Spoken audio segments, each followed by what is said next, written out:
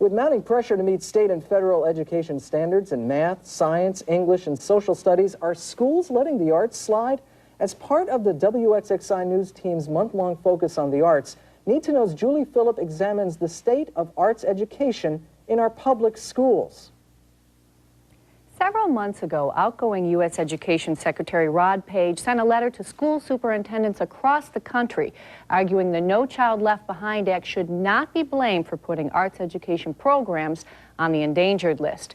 But in reality, some educators say that is what's happening. And in response, local proponents of the arts are actively working not only to keep arts in the schools, but to strengthen their presence. Have you ever read a puppet book where when you open the pages, something comes out at you and it kind of grows? We're going to make a human pop-up book. So Founder Darren Stevenson and members of Push Physical Theater are working with third graders at Schlegel Road Elementary School in Webster this month to bring several multicultural children's literary classics, such as The Mitten, to life. When you open up the pages in a pop-up book, very often something comes out, and there's something kind of exciting in that process of revealing a picture, especially things like mouths that open or things that shoot out at you.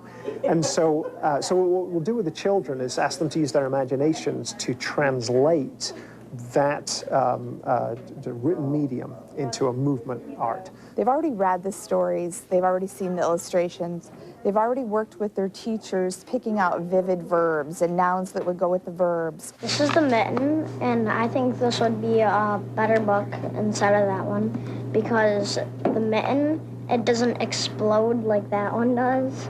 So they're figuring out what on each page of text they might be able to translate into nonverbal movement. I think it's better for The Mitten to explode because then if we ever ran out of people to be, people could be The Mitten and they could do something by sort of exploding.